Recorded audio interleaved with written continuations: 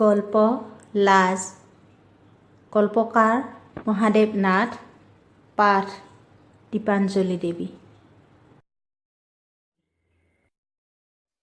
অৱশেষত উত্তৰাই ঠিক কৰিলে তাই আৰু এইখন ঘৰত নাথাকে।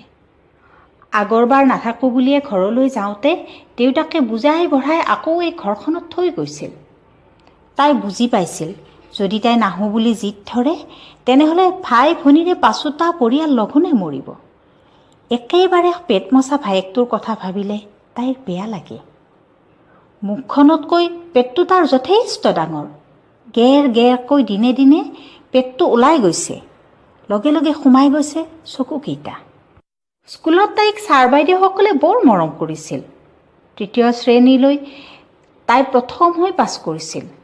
এদিন স্কুলৰ পৰা আহি ঘৰৰ ওচৰ পাওঁতে তাই আচৰিত হৈ গ'ল সিহঁতৰ নঙলামুখত সৰু গাড়ী এখন দেখি।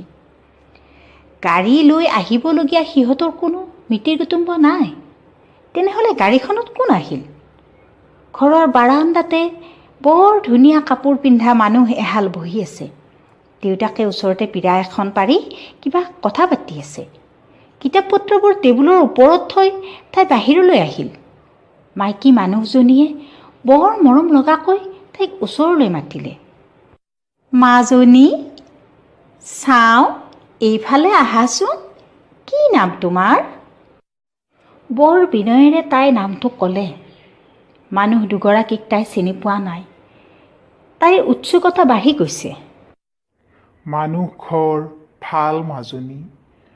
তাত তই দুই এখন কাম কৰিবি, পঢ়িবি, খেলিবি, টিভি চাবি।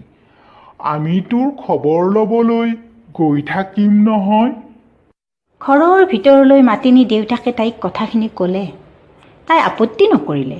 চিকচিকীয়া ৰঙা গাড়ীখনত উঠি যাবলৈ তাইৰ উথপ থপ লাগিল। তাই পলম নকৰিলে। গাটো ধুই আহি ভাল চোলা এটা পিন্ধি যাবলৈ ওলালোঁ। মাইকী মানুহজনীয়ে পিছফালৰ দুৱাৰখন খুলি দিয়াৰ লগে লগে এটা ধুনীয়া গোন্ধ তাইৰ নাকত লাগিল। পিছৰ চিটত তাই